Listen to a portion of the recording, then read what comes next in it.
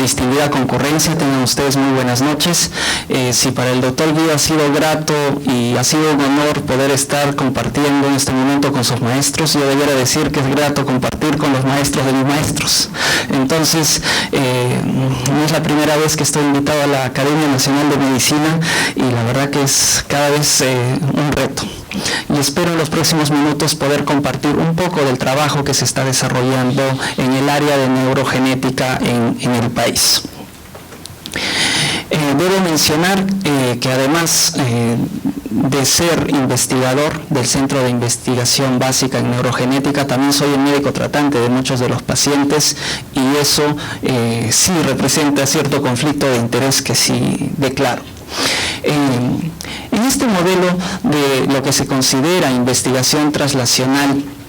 que por supuesto es un modelo solamente teórico, un modelo académico para poder entender lo que significa la investigación translacional, pues precisamente vemos cómo el conocimiento de los logros de la investigación básica tienen que ir migrando a través de la aplicación clínica de estos conocimientos con el fin principal de mejorar la salud.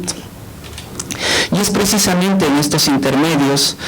o en los extremos en que existe lo que llamamos, entre comillas, la investigación de tipo translacional.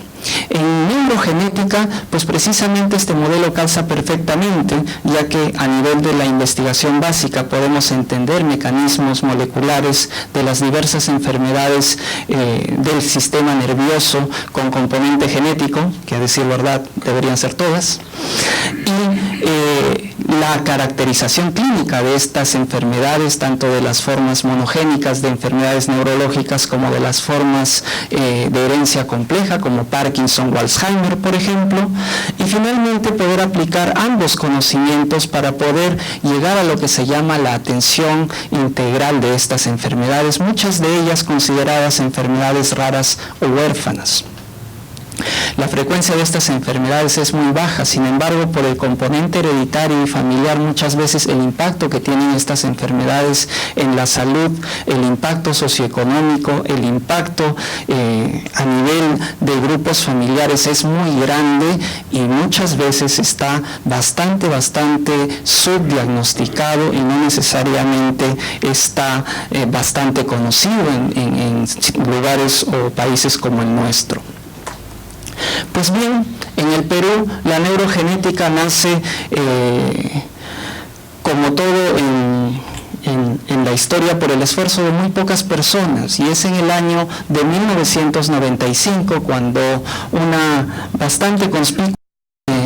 neuróloga, que luego se volvió ministra 2 veces en nuestro país, llega y retorna de Francia a nuestro país para poder ejecutar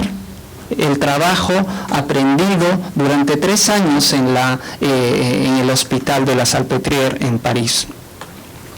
Y es con el apoyo de varios investigadores franceses que se inicia un 24 de abril del 95 la primera extracción de ADN en el Instituto Nacional de Ciencias Neurológicas, dando inicio a lo que entonces se llamó la Unidad de Neurogenética.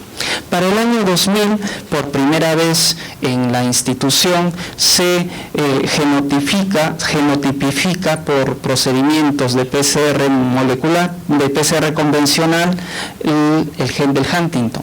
el gen HTT que codifica para la enfermedad de Huntington, y desde entonces se cuenta con este diagnóstico en nuestro país para el apoyo a los pacientes. Tuvieron que pasar muchos años y precisamente muchos de estos años que tuvieron que ocurrir coinciden con la etapa bastante productiva en otras áreas de la vida social y política del país de nuestra fundadora, y es por ello que para el año 2009 recién se retoma la parte de neurogenética y se empieza en un trabajo un poco más completo, un poco más coordinado, y se estandarizan las atenciones de muchas de estas enfermedades neurológicas del sistema nervioso. La primera enfermedad que se evaluó en el servicio de neurogenética, actualmente Centro de Investigación Básica en Neurogenética, fue la enfermedad de Huntington, y de esta vamos a conversar muchísimo en los próximos minutos, pero también otras enfermedades como aquellas formas familiares de ataxia o de inestabilidad o incoordinación para caminar, las formas familiares de Parkinson, las enfermedades musculares, destacando entre ellas la distrofia miotónica de tipo 1 o enfermedad de Steiner, las formas primarias de distonías, diversos tipos de miopatías, las neuropatías hereditarias y recientemente también la forma de retraso psicomotor o retardo mental hereditario más frecuente, que es el síndrome X frágil. Como ustedes pueden ver, las atenciones en la unidad han ido incrementándose, llegando a obtener bastante casuística de personas afectadas con estos raros síndromes procedentes de diversas regiones de nuestro país, y al momento podemos ya decir que prácticamente tenemos reportes, por dar un ejemplo, de enfermedad de Huntington que tienen en azul en todas las regiones de nuestro país. La enfermedad de Huntington está ligada a la neurogenética en el Perú y está ligada a la neurogenética mundial, diría yo. Esta enfermedad, a pesar de que se conoce desde hace muchos milenios, diría yo, hay reportes muy antiguos sobre esta enfermedad en muchos de los documentos más antiguos que existen a nivel mundial, pero sin embargo la enfermedad se descubre, la causa genética, recién en el año de 1983, se logra ubicar la región del genoma donde se encontraba el gen del Huntington. Tuvieron que pasar 10 años para que finalmente se logre identificar el gen en el brazo corto del cromosoma 4. Y es en este periodo, curiosamente, que en nuestro país llegaron de visita precisamente el grupo de investigadores que descubre este gen, y es muy probable que parte de las investigaciones que dieron lugar a la identificación del gen hayan sido con muestras peruanas, aunque no necesariamente haya habido un reconocimiento claro por eso. En el año de 1996, como podemos ver, la investigación en el área de Huntington fue desarrollándose, ya teniendo modelos animales de ratones transgénicos. Para el año 2000 ya se estaban probando estos modelos y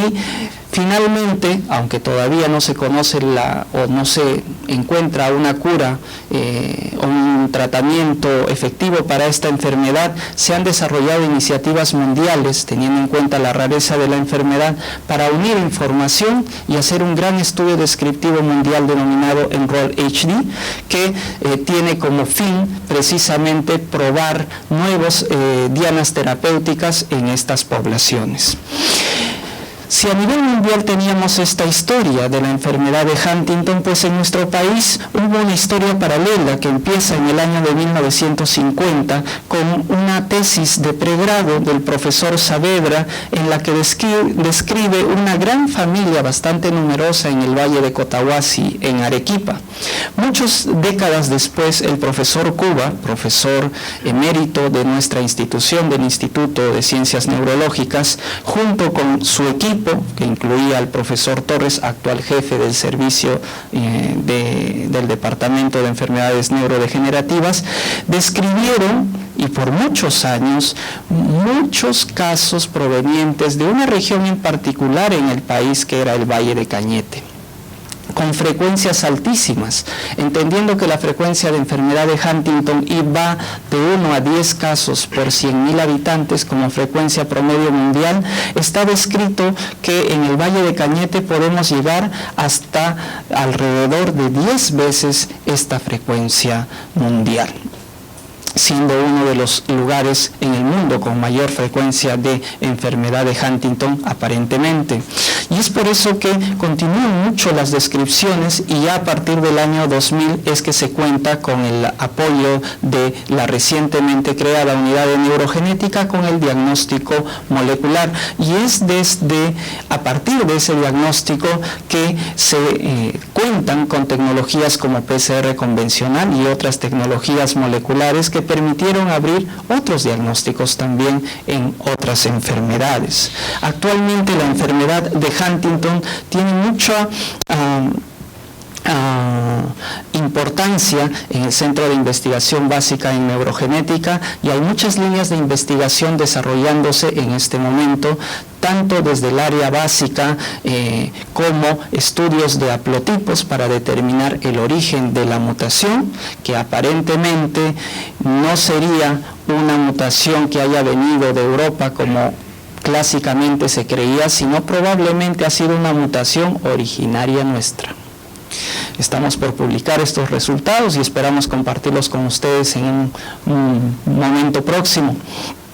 Y al mismo tiempo, por el lado clínico, estamos tratando de averiguar cuál es el impacto de esta enfermedad en las familias. Están corriendo dos estudios muy interesantes que esperamos también compartir pronto con ustedes. Uno de ellos para ver el costo de esta enfermedad en las familias. Cuánto les cuesta a cada familia tener una persona afectada con esta enfermedad, incluyendo los tratamientos farmacológicos que tienen que ver, el transporte, todas las medidas que se tienen que dar de sostén para personas con enfermedades de este tipo, y el impacto que tienen a nivel familiar, la pérdida laboral que se genera, por ejemplo, a los cuidadores que tienen que dejar de laborar por cuidar a un familiar afectado, etc. Y por otro lado, gracias a la visita de una investigadora norteamericana que bastante interesada en el país, estamos trabajando un estudio que tiene que ver con la calidad de vida, utilizando métodos cualitativos, y esperamos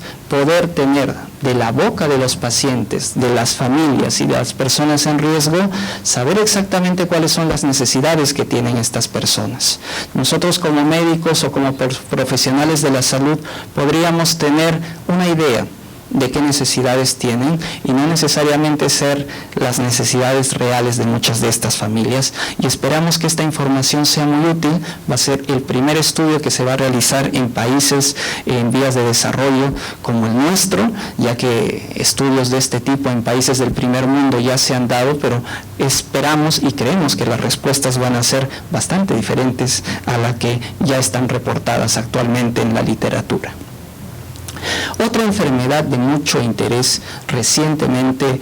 descrita en nuestro país son las ataxias hereditarias, entendiendo por ataxia aquella enfermedad que aparece en la adultez que se caracteriza principalmente por alterar el equilibrio, la coordinación y dificultades para la marcha. Existen formas hereditarias de esta enfermedad y una de ellas es la ataxia de tipo 10, es una forma dominante de ataxia, es decir, que se repite y puede generar casos en todas las generaciones con un 50% de riesgo para cada descendiente. Y lo curioso en este caso fue que de todas las más de 40 formas dominantes de ataxia descubiertas o descritas a nivel mundial, la que es más frecuente en el mundo es la ataxia de tipo 3 o enfermedad de Machado-Youssef, descrita inicialmente en Portugal y en sus colonias como en el Brasil. Cuando nosotros nos enteramos o supimos de esto inicialmente, lo lógico era empezar por generar el diagnóstico molecular para ataxia 3, y eso fue lo que se hizo. De un total de 37 familias que inicialmente fueron evaluadas para ataxia 3, solamente encontramos 2 casos índices de ataxia 3, quedando las más de 35 familias aún sin diagnóstico. Hace poco más de 3 años, gracias al apoyo y colaboración que tenemos con la Red Neurogenética de Brasil, logramos ampliar este panel de diagnósticos para otras 7 formas dominantes de ataxias, incluida la forma 10. Y, curioso, la forma más frecuente de ataxia hereditaria dominante en nuestro país no es la ataxia 3, señores, es la ataxia número 10, una forma de ataxia pura de inicio en la adultez que algunas veces se acompaña de crisis epilépticas y que, al parecer, tiene un origen también amerindio. Y es por eso que nos interesa mucho el gran trabajo que el profesor Guillo está desarrollando con el INS, porque nosotros tenemos muchas preguntas de tipo poblacional, de tipo étnico, que necesitamos responder, para lo cual nos va a ser muy útil la información que van a poner disponible. Esta forma de ataxia ha sido solamente descrita en países latinoamericanos. Los únicos casos descritos fuera de Latinoamérica, que han sido al sur de Italia, es de un caso, curiosamente, que tiene ancestría peruana. Entonces, en realidad, salvo un caso en el norte de amerindios Sioux, de indios americanos Sioux, y esto es absolutamente latinoamericano. No se ha encontrado en otras etnias hasta el momento. Y coincidentemente, y aquí les muestro el mapa, los primeros casos que hemos empezado a describir de ataxia 10 coinciden, curiosamente, con el mapa etnolingüístico, publicado también en la revista del INS, con la zona de influencia quechohablante de nuestro país, ¿no? Hay una mayor predisposición o una mayor frecuencia justamente de estos casos. Es curioso, esto todavía no tiene validez estadística, por supuesto, pero estamos ya por publicar junto con nuestros amigos brasileños estudios justamente de haplotipos al respecto, que demuestran un poquito y confirman aparentemente un posible origen amerindio también en esta enfermedad.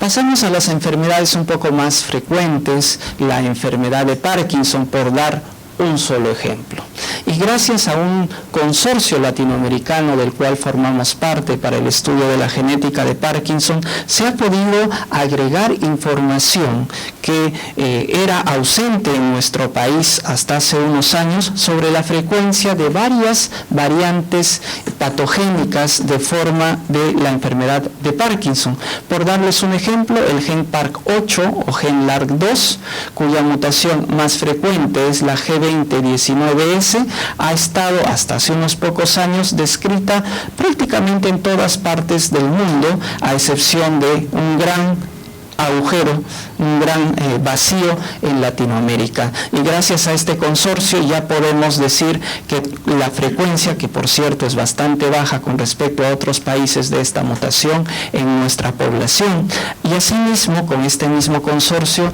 hemos podido demostrar y colaborar con la investigación mundial en el sentido de encontrar posibles,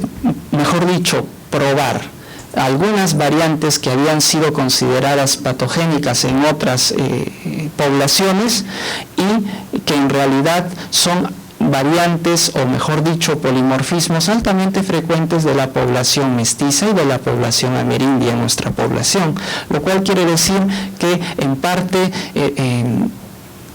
mejor dicho, confirma la importancia de poder estudiar el tema de ancestría y tener un patrón de comparación genético, poblacional, local, para poder estar seguros de asignarle el carácter de patogenicidad a una mutación y no entrar en un error cuando de repente esta variante no es mutagénica, sino simplemente una variante de frecuencia normal propia de cada población.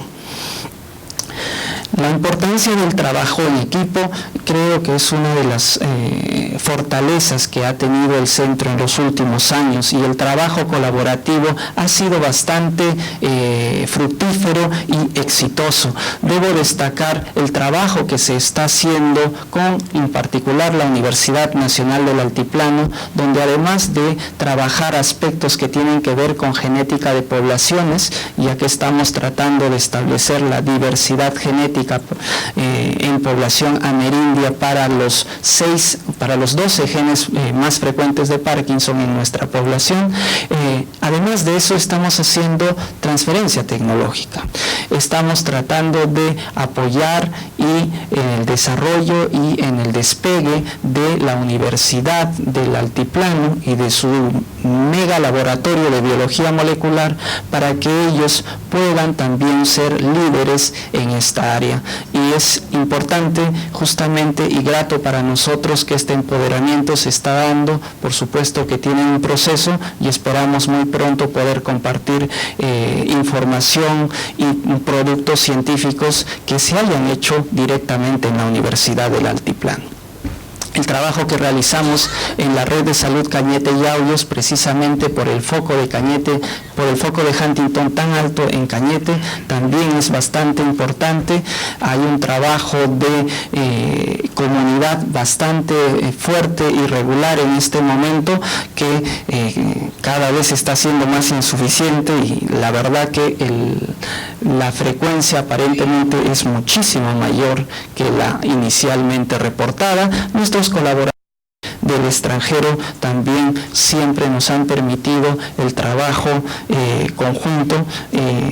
Destacar en particular el apoyo de Brasil para el tema de las ataxias, el apoyo del Consorcio Latinoamericano en Parkinson y gracias a la Universidad de British Columbia, pues podemos pronto, esperamos, dar el origen, al menos genético ancestral, de la enfermedad de Huntington en nuestro país. La neurogenética, a pesar de dedicarse a enfermedades raras o poco frecuentes, también ha empezado a cambiar un poco los esquemas y a considerar aspectos o definiciones que tienen que ver con salud global, con aproximar esta especialidad que parece un poco esotérica dentro de la medicina para las comunidades, y es bastante grato el trabajo que hemos venido realizando tanto en Lima Norte, en regiones amerindias originarias quechua de Puno y también en el Valle de Cañete, no solamente por temas de investigación, sino apoyando a la salud comunitaria. Finalmente, comentarles cómo es el funcionamiento de la investigación y del centro de investigación en este momento. Recibimos pacientes derivados tanto de nuestra institución como de los mismos familiares o de otras instituciones, tanto del sistema público del Ministerio de Salud, de eSalud, Fuerzas Armadas y de la parte privada. Existe todo un sistema estandarizado de evaluación clínica que incluye no solamente la evaluación neurológica, ahora también la evaluación psiquiátrica. Estamos ampliando justamente el abordaje integral de todos estos casos, un estadiaje de cada uno de los casos que se evalúan, además de una valoración cognitiva, cuando es preciso hacerlo, el diagnóstico molecular. Contamos con estos diagnósticos disponibles en este momento: Huntington, enfermedad de Kennedy, una enfermedad de motoneurona, el síndrome X frágil, la distonía primaria de IT1 y la enfermedad de Steiner. Y por supuesto el seguimiento que se hace tanto a la persona como a los individuos, el riesgo con el asesoramiento genético respectivo. A lo largo de todo este proceso, pues como ven, hay todo un proceso coincidente, paralelo, de investigación y también de docencia y mentoría. El trabajo que se hace es precisamente gratificante porque permite justamente la formación de nuevos profesionales, tanto en el área médica como también en el área de la biología molecular. Existen muchos retos todavía en la neurogenética, son algunas de las cosas que se están logrando hasta el momento, pero como podremos todos entender, trabajar en esta área representa muchos retos, y uno de ellos es precisamente el tema de financiamiento. estos trabajos requieren o exigen un nivel de tecnología y técnicas que realmente son costosas y sería interesante que se puedan implementar y hacerlas disponibles en nuestro país. Tanto los fondos que se reciben en estos momentos del Ministerio de Salud como a través de otros fondos concursables o fondos de origen privado también. Recursos humanos precisamente son importantes. Hay todo un trabajo que se debiera de hacer en el aspecto de genética humana en la formación en pregrado y en posgrado. Hay una discusión bastante grande al respecto, y no solamente en neurogenética, sino que el conocimiento que se está teniendo en los profesionales de salud en un área tan importante como la genética es bastante pobre. La carga horaria que reciben los estudiantes de pregrado, tanto en medicina como en otras carreras de la salud, es prácticamente a nivel de trazas, y entonces es muy difícil que podamos tratar de desarrollar este tipo de disciplinas en nuestro país si no se tiene una formación que venga desde el pregrado. Es necesario formar equipos multidisciplinarios y fortalecer sistemas de profesionalización. La implementación de diagnósticos y es parte de la aplicación de los conocimientos justamente que vamos teniendo para poder llegar a este sistema de diagnóstico presintomático. Muchas de estas enfermedades, como comprenderán, son familiares, entonces diagnosticar a una persona con Huntington, normal no más. El problema es qué hacemos con los familiares que automáticamente tienen entre 50 y 25% de riesgo dependiendo de su ubicación en el árbol familiar. Muchas de estas personas quieren saber si son portadores del gen o no lo son. Y entonces existe lo que se llama el diagnóstico presintomático, pero que requiere a su vez todo un sistema de protección de la información, de confidencialidad, de asesoramiento antes, durante y después del test, y de acompañamiento a estas personas que aún nuestro sistema no está en capacidad de ofrecer. Lamentablemente esperamos que esto se dé en muy poco tiempo, pero es importante tener estos conceptos. Las personas en riesgo no son pacientes y por lo tanto un resultado de este tipo no debiera de estar, por ejemplo, en su historia clínica. ¿Cómo hacemos para hacer eso? En nuestros hospitales, donde la confidencialidad es algo muy utópico, entre otros problemas, ¿no? Mejorar la cobertura de atención para enfermedades raras es otro de los retos que estamos planteando, buscando alternativas que sean costo eficientes. Y un piloto que estamos trabajando con Cañete es precisamente llevar la neurogenética utilizando sistemas de telemedicina. Veremos cómo nos va, pero la idea es precisamente tratar de apoyar con atención especializada y asesoramiento genético en línea a los profesionales de salud de Nuevo Imperial Cañete, para dar un primer ejemplo de piloto, y esperamos que si este sistema de atención es exitoso, pues pueda servir de modelo para poder abordar otras enfermedades de este tipo. Como todos sabemos, el presupuesto de nuestro país es bastante exiguo, siempre va a ser limitado, y el presupuesto en salud evidentemente tiene que tener prioridades, y las prioridades, entendemos, en este momento aún siguen siendo las enfermedades infecciosas, ahora las enfermedades crónicas, pero las enfermedades raras no necesariamente van a estar dentro de la prioridad y no por eso debieran dejar de ser atendidas. Lo que se necesita en todo caso son estrategias eficientes, creativas, que permitan también hacer llegar la salud a estas personas y a sus familias. Termino agradeciéndoles a todos por su atención y haciéndoles llegar el saludo de la doctora Pilar Mazzetti, que hubiera estado más que complacida de compartir estos minutos con ustedes el día de hoy. Sin embargo, lamentablemente por su agenda tan atareada no le ha sido posible. Gracias por su atención.